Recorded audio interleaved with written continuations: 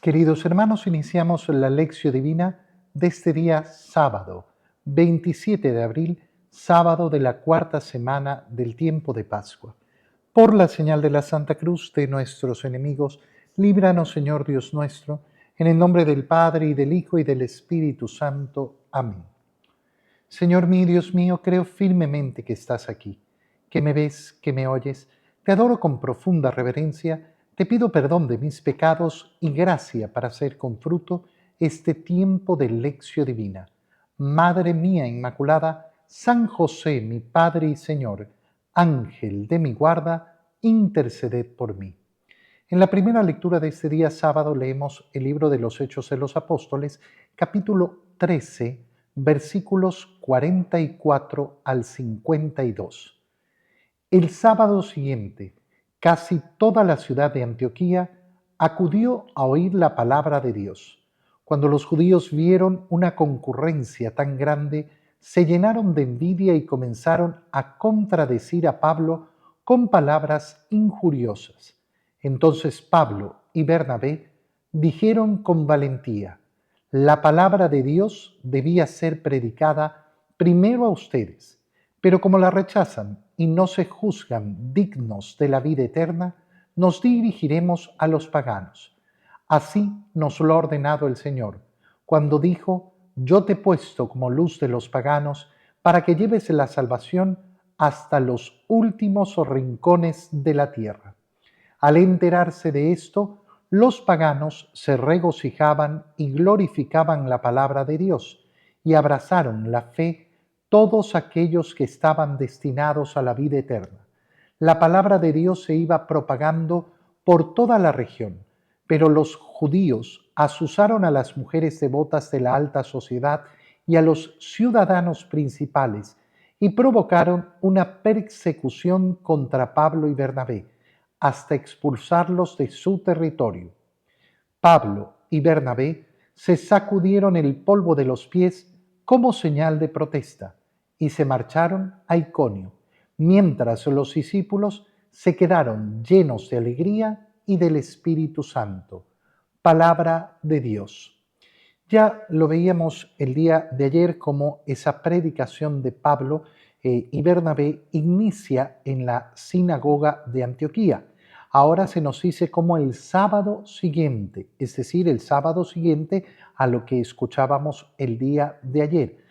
Acudió a oír la palabra de Dios toda la ciudad de Antioquía. ¿Qué sucede? Que los judíos ven esta concurrencia tan grande y se llenaron de envidia. Qué tremendo lo que se nos está diciendo. ¿Por qué? Porque imagínate ver cómo acude la gente a escuchar la palabra de Dios y no tener otra reacción en el corazón que no sea la envidia. ¿La envidia de qué? Ahí vemos cuando una persona predica la palabra de Dios o cuando predica su propia palabra.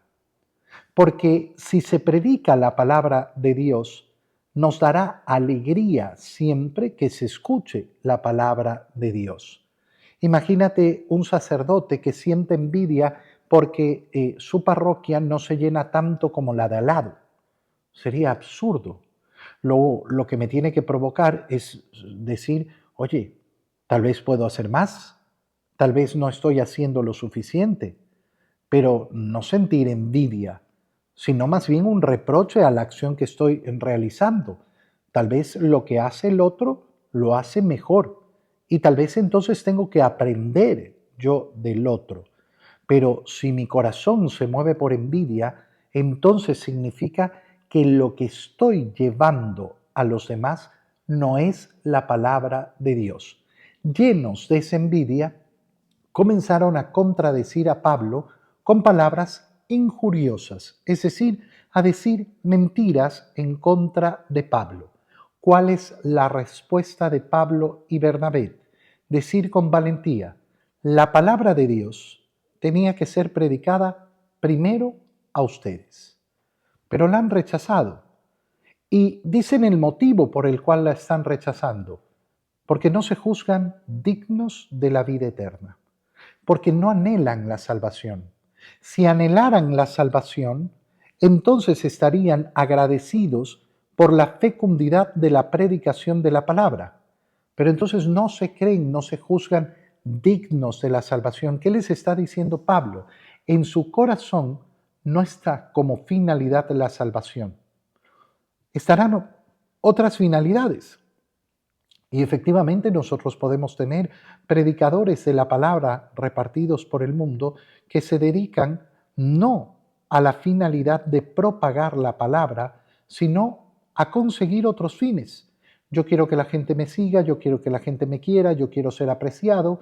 Y están aquellos que sin duda quieren hacer dinero con la palabra de Dios, que lamentablemente son muchísimos en este mundo, que se mueven solo y exclusivamente por la finalidad de tener bienes en este mundo. Y si algo nos tiene que quedar clarísimo, si algo tenemos que tener clarísimo, es que en el nombre de Dios ha habido y habrá siempre mucha gente que se llena los bolsillos de plata. Se llenan los bolsillos de plata. Ah, pero qué horror. Mira, es que esa es la finalidad de su corazón. La finalidad del corazón, ¿cuál tiene que ser?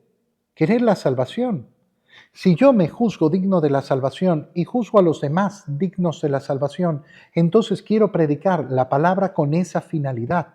La finalidad es la salvación.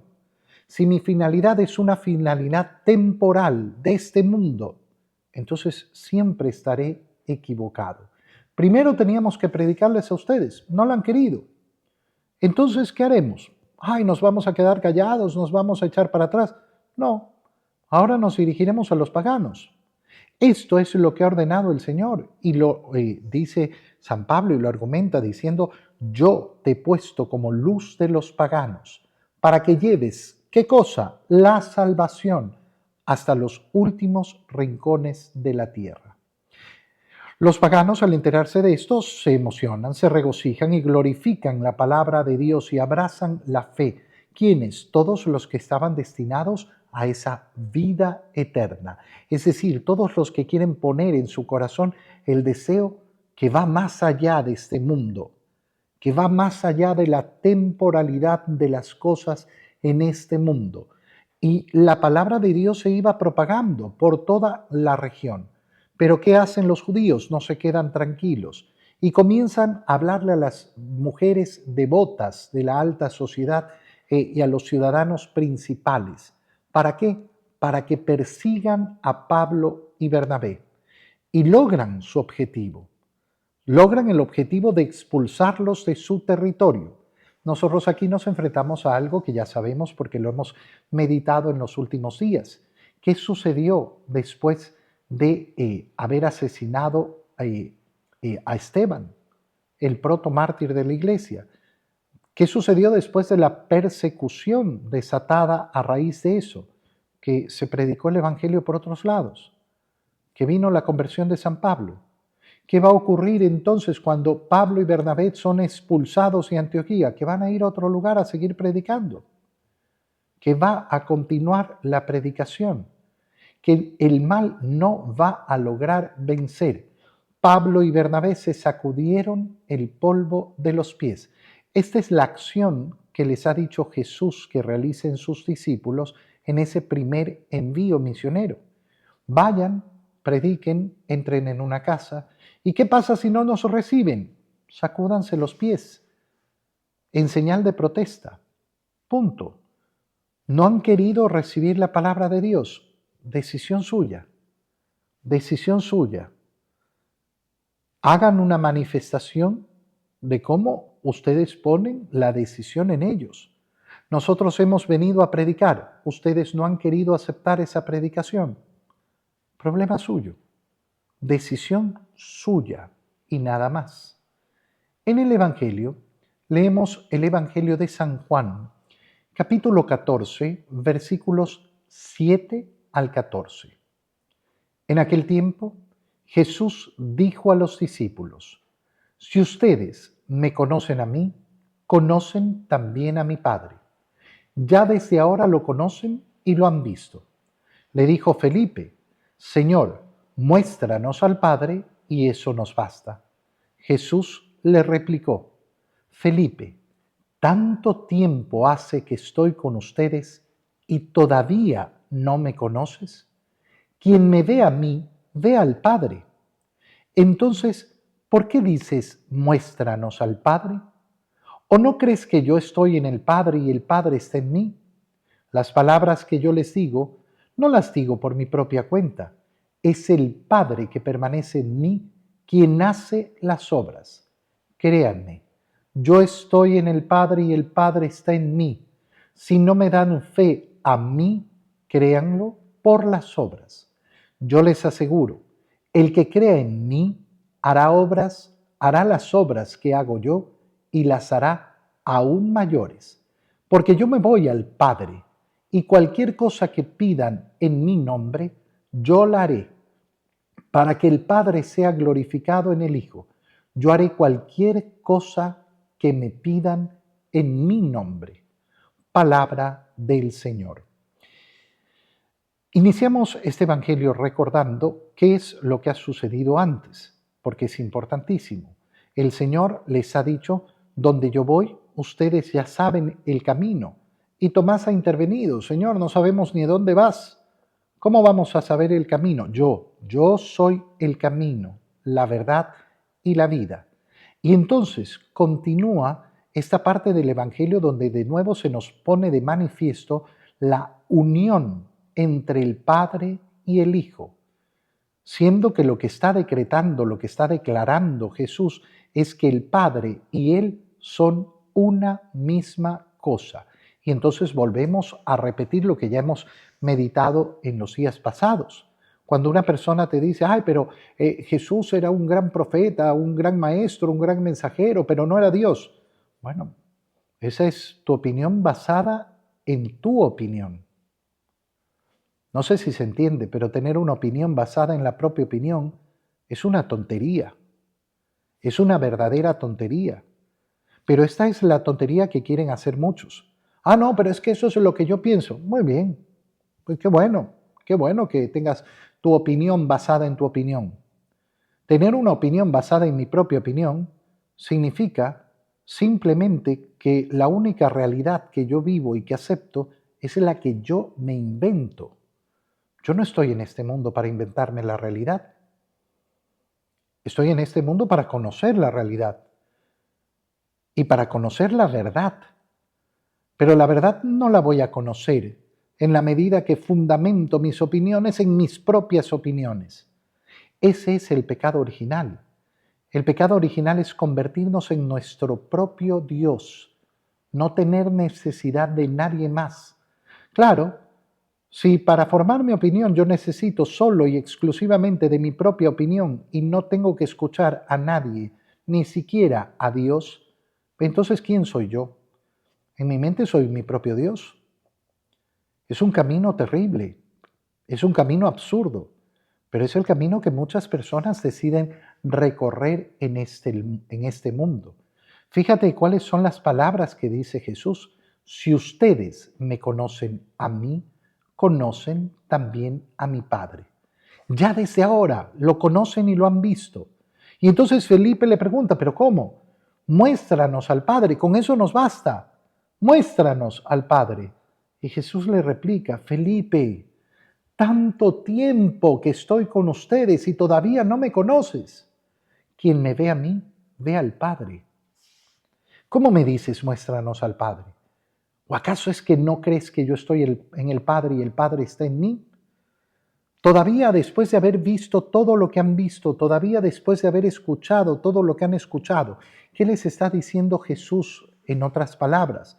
Oigan, ¿hay alguien que se pueda comparar a mí en el mundo? No, no lo hay.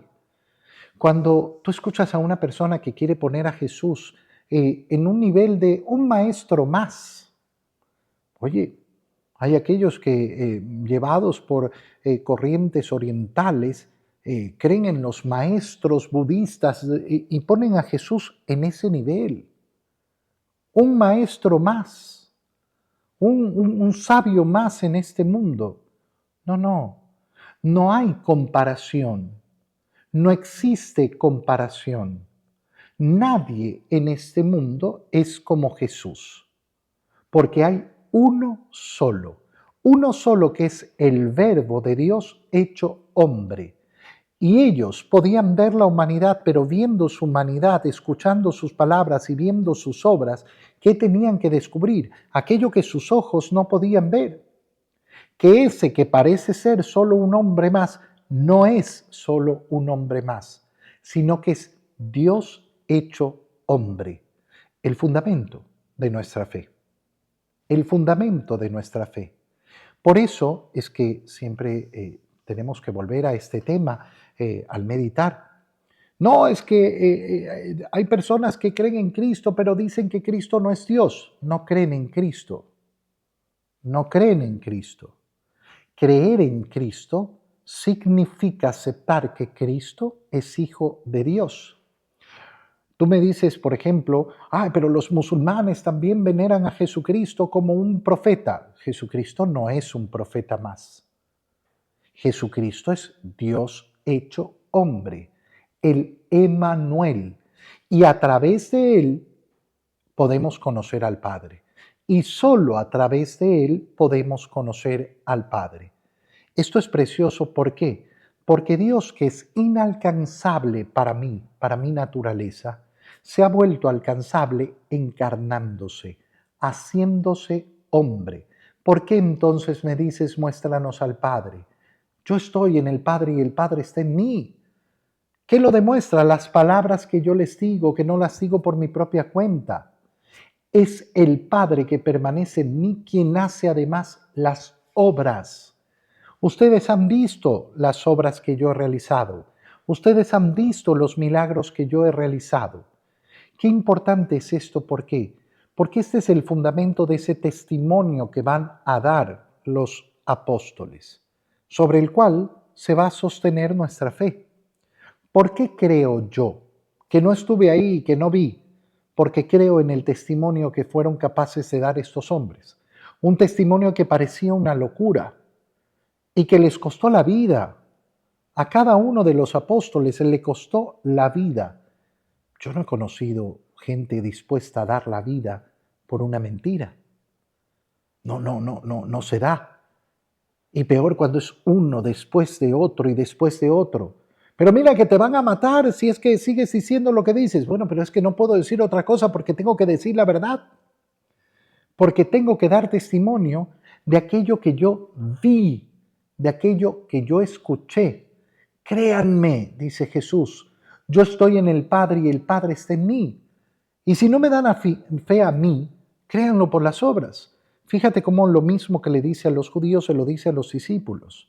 Si no creen en mí por las palabras, crean en mis obras. El que cree en mí, yo se los aseguro, hará las obras que yo hago. Y aquí viene una parte preciosa. ¿Y por qué? Porque yo voy al Padre. Y cualquier cosa que me pidan en mi nombre, yo la haré para que el Padre sea glorificado en el Hijo.